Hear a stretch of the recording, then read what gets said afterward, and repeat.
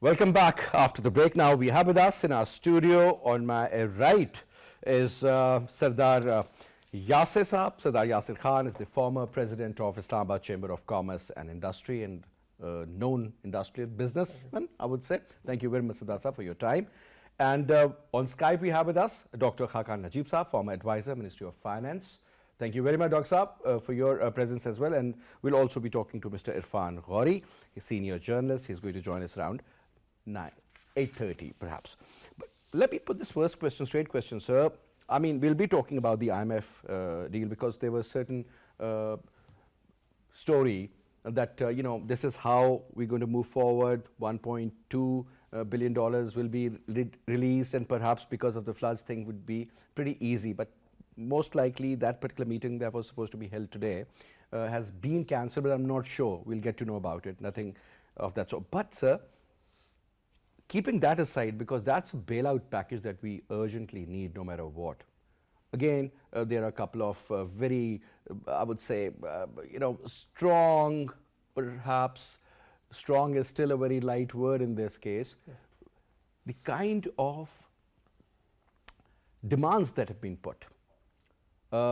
Obviously, when we talk about electricity bills, we talk about the increasing inflation. Yesterday, it was recorded at 44%. It's going to go further up because of these floods.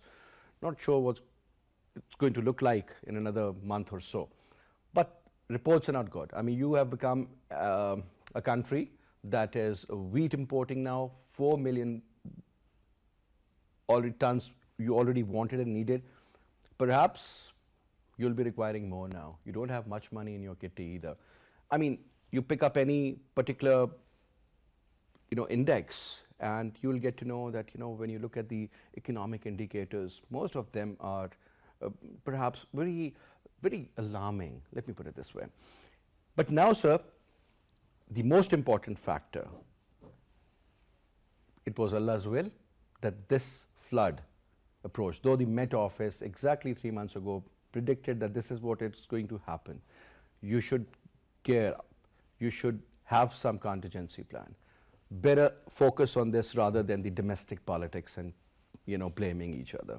But unfortunately, whosoever was in power or in opposition, they were all busy doing that. You know, the reactive approach, oh, now the flood has come, now what?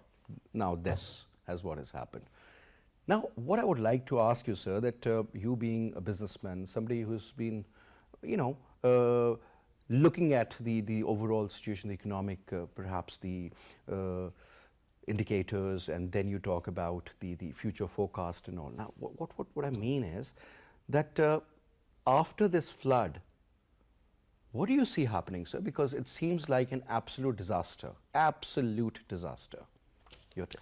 I think it's one of the worst catastrophes that Pakistan has faced in many decades. You know, after the earthquake that we had back in 2006, this is probably a calamity which is of similar scale in terms of devastation that's caused to the entire nation. Many people have obviously lost their lives. A lot of the people have lost their homes. These are the reported ones. Absolutely. Those who are missing, God knows what's the number. So my question is, you know, we're doing all of this that we can from the private sector and the government sector, and we're saying that there's going to be a rehabilitation program. What about the numbers that are not registered? What about the people and individuals that were off record? So many of them that were living in un-urban plan communities didn't have any registration of their, you know, their houses, didn't have any official bill system, no utility charges they were paying. Many of them didn't have ID cards. How are you going to get to those? There's many people who've lost their children. I mean, what are we looking at in terms of compensation? Can a financial number actually compensate them for that? The trauma, the scar that's been caused. But obviously, the one thing we've always said is we need policy and structural reforms. Imagine we had a proper record system. So for example, in COVID-19, in the rest of the world, everybody were registered in developed countries. So with that registration, a certain amount was sent out to them. Checks were sent to their mailing addresses, not physically. We still have a mechanism where we require people to physically come and, you know, show us their ID cards for us to be able to give them any sort of a benefit, any sort of a package, any sort of relief. Whereas that shouldn't happen in today's day and age. Everything is computerized, everything is digitized worldwide, but we're not able to achieve that in Pakistan. So many of these people are not going to be able to get any form of relief simply because they're not recorded. There's no record of them. And that's unfortunate for us. And I think, you know, in terms of the economic side, you said yourself that, you know, we're looking at least perhaps 1%, 1.5% of the current country's size of economy, you're looking at about $4 billion. Because if you look at the current account deficit, you might end up having negative growth. I mean, as far as your already agriculture is because concerned. we, from IMF side, and this is surprising, say in the previous tenure we had achieved 6.5% record growth. That was historic for Pakistan during the good days. This is right after COVID, when everything was doing well. We had gone back towards revival. You know, you had everything working for you because, you know, the utility charges were brought down, tariffs, single rate tariffs were introduced. We allowed the factories to operate. So we did everything we could to promote exports, and exports were touching record numbers. GDP was doing good. And then all of a sudden, with the change of regime, you now have the IMF saying that, you know what, your GDP growth is going to be perhaps around 4.5%, and now 3.5%. 3.5%. They've gone down 1.5% more. And with all of these floods, we know that the agro is going to take the biggest hit. We're not going to be able to export. Obviously, the wheat is one aspect. There's going to be many more. We're going to be importing perhaps cotton fields have been destroyed. So rice, berries, they've been destroyed. So your economy will Wheat shrink. is going to be another issue. It's really, really unfortunate that we're heading towards an induced recession, perhaps, because when we look at the rest of the world markets, we're also anticipating a recession happening perhaps in Europe and slowdown, US. absolutely. If that happens, we're going to be facing a huge detrimental impact on Pakistan's economy because we're importing everything, and we're importing everything in the dollar. So even if they manage to stabilize the dollar now, it's not going to be stable coming down 6 months down the line, because if there is a recession happening worldwide, dollar is going to go up and the commodity is going to get more expensive. That is what happened. Dollar got stronger today against all the countries. Interest rates are going to go up worldwide. So what do you think the state bank is going to do? So we are still at 15%. We're charging 17% net. That's unbelievable, because if you go to the rest of the world, if you go to London, go to the US, commercial lending rates are at 5% today. So even if they do go up by 1.5% or 2%, that's still realistic in that part of the world. But for us, are we going to go to 20%? If it does, are we going to be able to do any business? So I can see the economy contracting in this sort of a scenario. Even if you increase 1% further, 100 basis points, Yes. the impact is going to be terrible on your economic growth in these given circumstances. So it is going to be a mega challenge for the financial managers, whosoever is looking after these particular. Yasir Saab, the former president of ICCI, let me put this question to you. Sardar Saab, unfortunately, sir, I'm 50 years old, and almost 66% of the age of Pakistan, sir, nazuk daur se guzar rahe hain, sir. This nazuk daur is not going to stop, never will stop, because of these, what should I call them? The point is, sir, that at the end of the day, this is my country, this is your country, this is our country. But sir, the way we have sorted out our priorities, that is very unfortunate. People have been dying left, right and center, and these are poor people. They've lost everything they had, sir. Their houses, their lands have been eroded, the livestock they had is gone. They have no roof, no shelter, no food to eat, nothing. And you're not talking about the IDPs displaced, perhaps 1 million or 2 million, 33 million, sir. I mean, it's really unfortunate. Look, you've got to look at it. Two statements I'd like to make here. We believe that prevention is the best cure, so that's exactly where you are infuriated and you're upset, because if we had... So when I see those people, father has been saved, the daughter just went along and she died, the body was never going to be recovered. I mean, that is what hurts me. Parents that were burying their kids in plastic bags because they didn't have the right cloths available, didn't have the coffin available. Sir, they don't even have the place to bury them. It's all underwater. Exactly. And how unfortunate is that? The other thing is, look, we as a nation are dependent on politics, whereas we should be dependent on policy, and that's the differentiating factor between us and the developed world. So politicians are supposed to make the policy. Well, that's what we're saying, that we're dependent on politics, because we shouldn't do politics. We shouldn't be based on politics. We should be based on policy, which is based on longevity, based on long-term planning for the greater good of the country. So if you look at us and you compare us with the rest of the world, we're already maybe at least 100 years behind, simply because of policy. We're looking at high-rises, skyscrapers worldwide.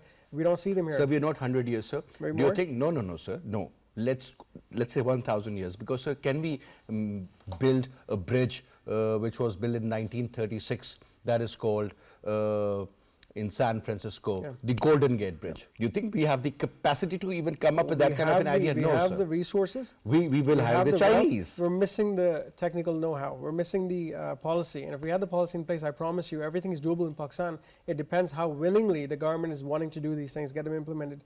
Look, going back to some of the basics here, look, as a nation, we're in a very bad position right now. The IMF, we're just talking about the basic numbers. 1.2 billion will be given. The US and the IMF cannot afford for an unstable region on the border of Afghanistan. Things are bad as it is. If there's any more instability in Pakistan, who's going to control the border? So that 1.2 billion is going to be given, but that's not enough. And like you said, with the rapid fund program, the instrument, that's again that was given back in 2020 anyway. With the COVID program, they gave you another 1.3 billion. So 500 million now is nothing compared to actually what's required, because the IMF themselves have stated that Pakistan's foreign exchange requirement will actually be about 40 billion, from which 34 billion is going to be debt payments, and out of which 6.5 million is going to be required for reserves. That's just that without the flood factoring in. So with rehab and with everything, and another 15 billion at least, right? So collectively, Pakistan's debt is this year only this year. So collectively, Pakistan's debt is going to build up way over 100 billion in the next 2 to 3 years alone.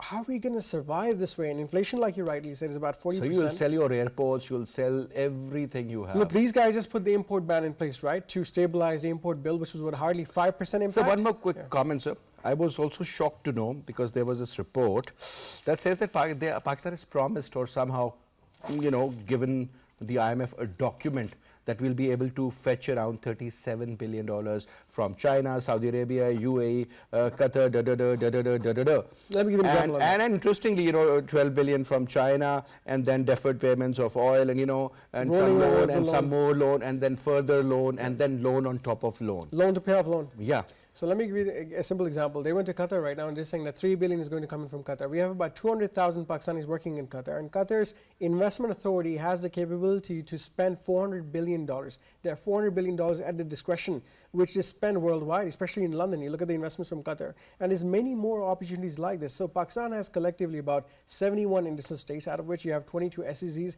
How much foreign investment have we brought in from any GCC country? 3 billion is a joke when you look at Pakistan's appetite, and that the potential. that hasn't arrived yet. Of course not, because perhaps that is going to, and they will see, and then they'll plan it out. To IMF. Absolutely. And again, like you said, the 37 billion is just re-rolling of those loans. It's obviously deferred payments. Absolutely. On oil. So what's new here?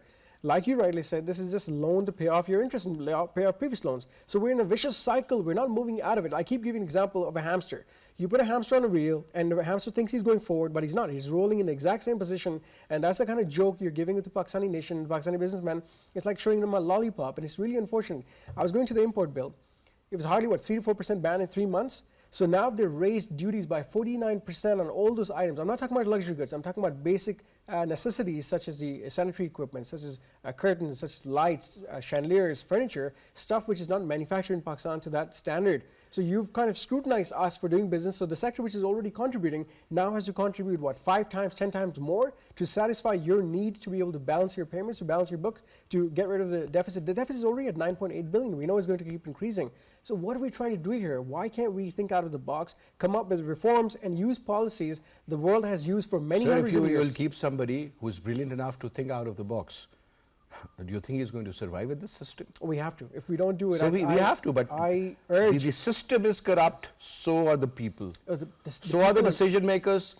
The people are handlers. The people are deprived, and I think we need to empower the people, empower the institutions. We say the bureaucracy is bad. The bureaucracy is not bad. The bureaucracy is underprivileged. No, bureaucracy is not bad. They're just corrupt. They're corrupt because they've been underpaid. They're underprivileged. They've also not been given autonomy. Sake, look, I'll tell you. Underprivileged? Give them autonomy. Give them autonomy. Don't give them this, that if this government is in place, you're going to be getting a secured seat. If that government comes, you're going to be gone tomorrow. That's exactly what happens. We only blame our politicians?